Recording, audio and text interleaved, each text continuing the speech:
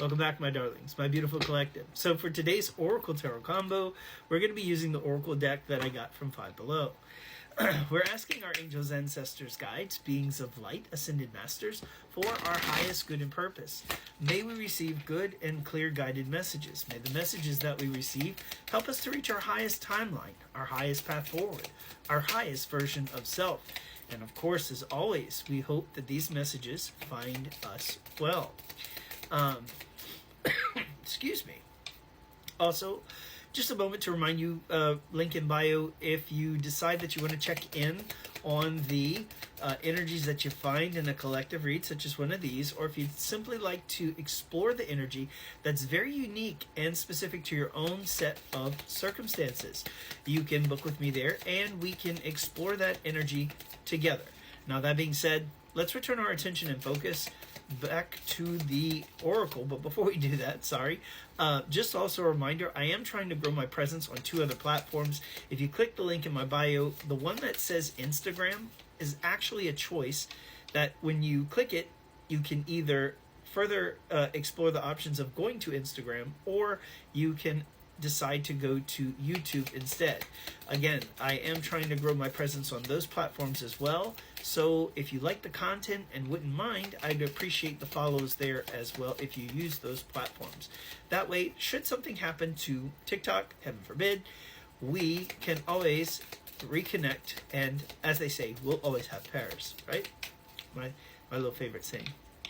All right, so while we're getting some messages from Spirit, I did want to tell you about the if you haven't seen the 3-card reading, it was very interesting. Let me just say that. What happened was I started shuffling the cards in the 3-card read, and all of a sudden 2 cards disappeared. It legit took me 10 minutes to go find those cards. So it was quite an interesting read. If you have the time, I do recommend it. Something might resonate there with you in that regard as well. So we are getting a couple of messages. I feel like we still have a few more that we need. So let's see what else is coming out here. Bear with me one more moment. I think that's enough. Okay, definitely have quite a few. Okay, so let us take a quick look, see what we've got. Bear with me one second. All right, sorry about that. So the first card that we have, it says, "The peace I seek resides within me." Okay.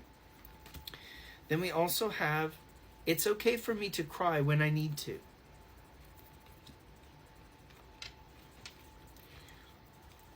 This one says, "You deserve love and compassion."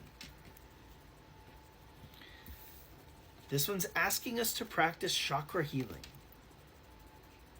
So if you don't already, perhaps this is something that we need to add to your spiritual practices. "Identify and remove toxic people around." Evil eye. Interesting. Maybe you have some toxic people around you in your life, or there's just something or someone that you need to remove. "Choose faith over fear." A good message for sure. "I am a miracle." And so we are. And we're also highly magical. "Strong, brave, and bold."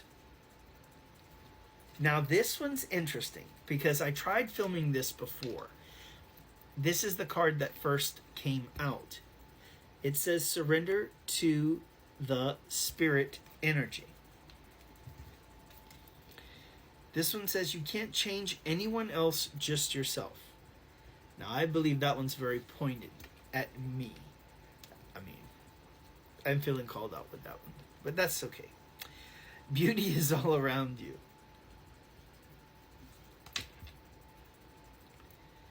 "I can embrace change." 444 as I say that on the timer. So you are protected at this moment. "Today is a sacred gift from the universe." Every day is, right? And the energy at the bottom of the deck says, "Quiet your mind." We hit 5 on the timer, so 5 minutes in. Let's turn our attention and focus to the tarot. For today's tarot journey, we are going to be using the Runic Tarot deck. All right, so we've got those cards. Let's give them a quick spin, shuffle rather. Angels, ancestors, guides, beings of light, ascended masters, for our highest good and purpose, may we receive good and clear guiding messages. May the messages that we receive lead us towards our highest timeline, highest path forward, highest version of self. What message from the tarot do we have today? Hopefully we don't have cards flying everywhere like we did in the 3-card read, which caused us to have to stop and go play hide and go seek. Okay. I feel like just a few more, and I feel like we've got it. Why am I not surprised by the card at the bottom of the deck? Alrighty then. Let us take a moment to gather the cards, and let's see where we're going. So, the first thing that we need to address, there were a few cards that popped up face up. Let's take a look. Alright, so I feel like this centers around heartache, or maybe even a third-party situation. 3 of Swords, right? So what else is going on? So this 3 of Swords involves, I believe,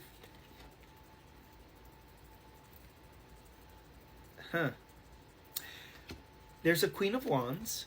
I believe this is the interference, okay? Or rather, this is probably you, the one that's interfering in this third party situation. So I believe the third party is in fact a karmic, the Queen of Cups.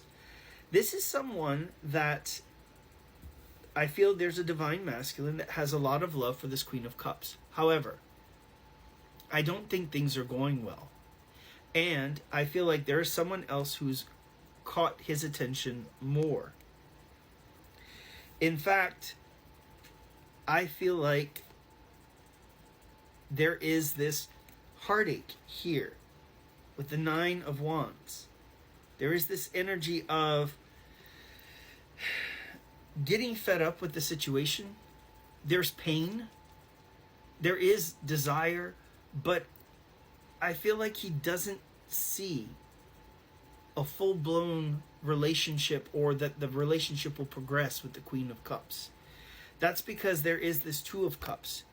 There is this relationship with this Queen of Wands that is of a higher caliber. Perhaps a deeper spiritual connection here. This masculine does see 10 of Cups with this Queen of Wands energy. And Page of Cups. There is this desire. It's almost like a wishful thinking energy. The masculine, the divine masculine, knows that if he did decide to offer a cup of love to the Queen of Wands, there would be this equal exchange of energies. There is this divine support for this relationship. However, there is stagnation. Let's see why. Did I not just say stagnation? The Hanged Man. Spirit coming out on cue. You see, I haven't done anything with the cards. These have just been dealt out. It's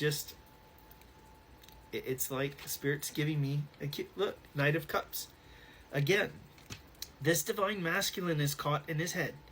Okay, and I say he, keep in mind this is energy, not gender. The masculine wants to offer a cup of love. But what is stopping him? 7 of Cups. This is, again, a type of wishful thinking, daydreaming, fantasizing. I feel like the masculine feels that this is almost like a pipe dream. This is too good to be true, in a sense.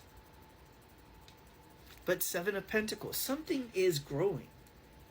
I feel like the wedge between the divine masculine and the karmic is growing, but also, so too is the love between the divine masculine and the Queen of Wands.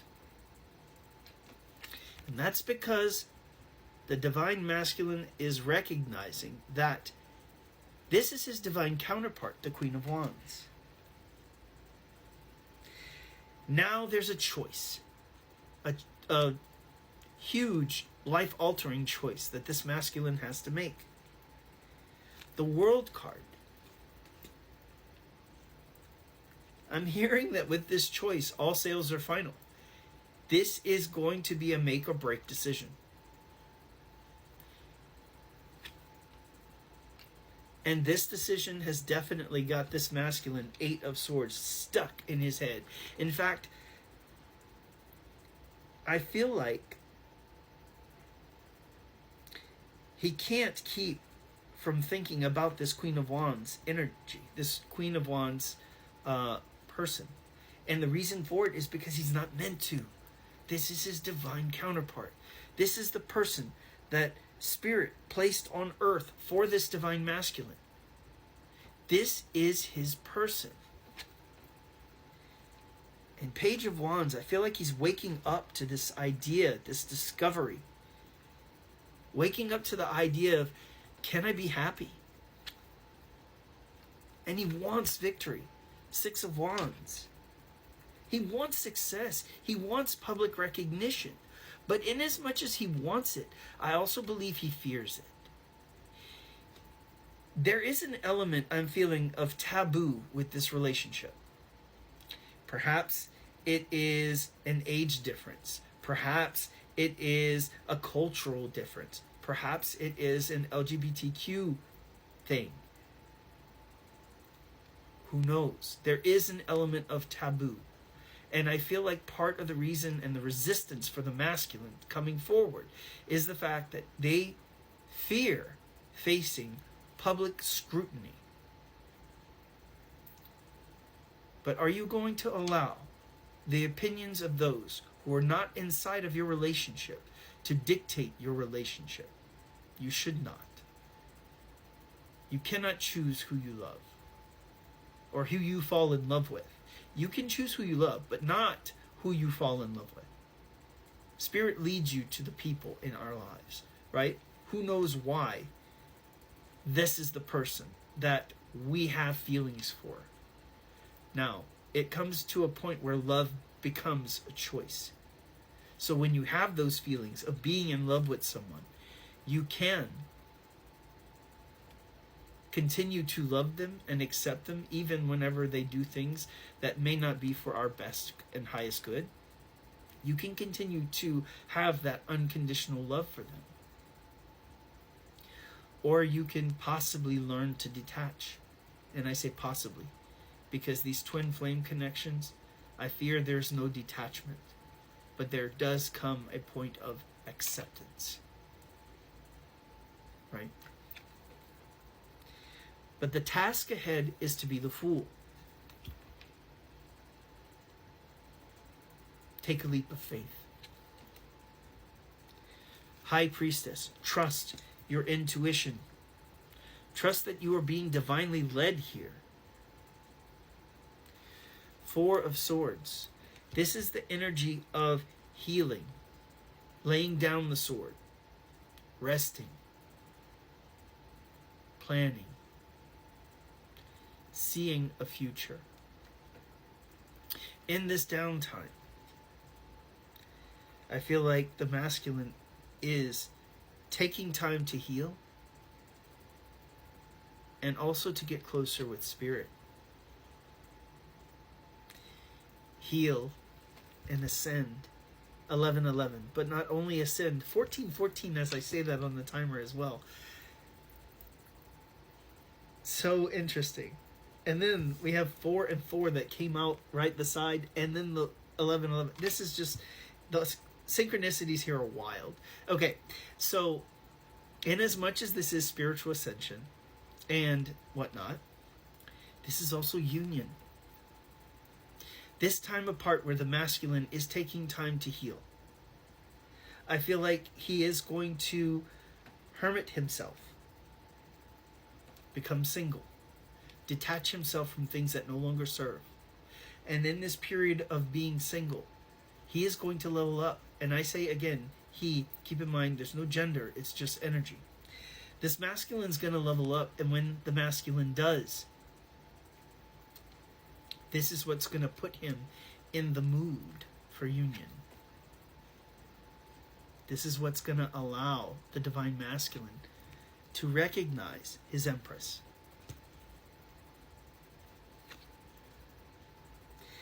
And not only recognize the empress, it is going to birth a brand new cycle between them. Harvest season may be significant for this connection.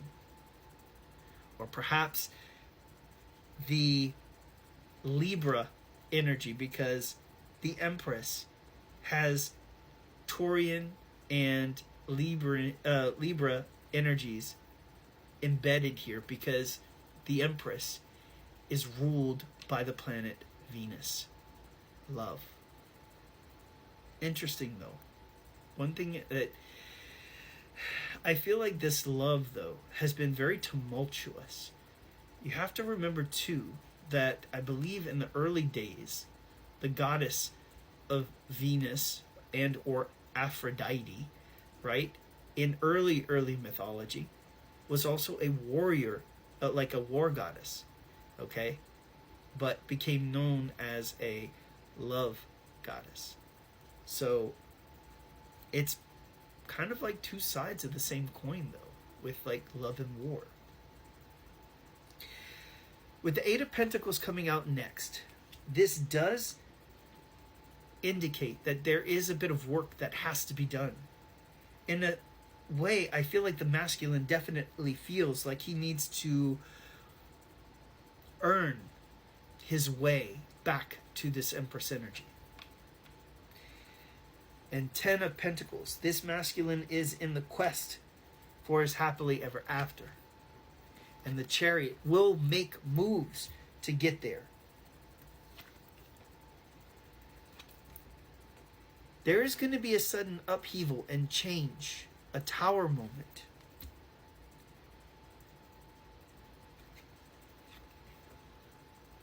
I feel like what's going to happen is, as this masculine is doing the spiritual work and is thinking about this Empress and is making moves to come forward, to give this Empress a beautiful happily ever after life, there's going to be a bit of impulsivity where he throws caution to the wind and he just decides, I'm going to go for it. And that is where this Ace of Wands, this brand new start when it becomes, that comes into play. A brand new start when it comes to love. King of Swords, I feel like he's going to be decisive. He's going to make that decision and he's going to go forward very strategically. But he's also going to speak his truth. For he has been manifesting too. And the energy around him has also been moving quickly. I feel like with the Eight of Wands here, he's manifesting, but also with the Hermit card, he's really going in and has gained clarity and truth about his situation.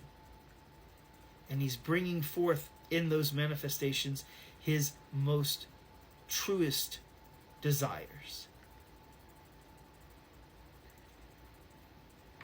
The energy at the bottom of the deck is the Death card. I feel like in order for these manifestations for the divine masculine to come true, there has to be a major transformation and an ego death.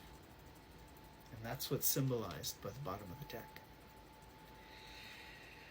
What a very powerful and interesting love tale we have today.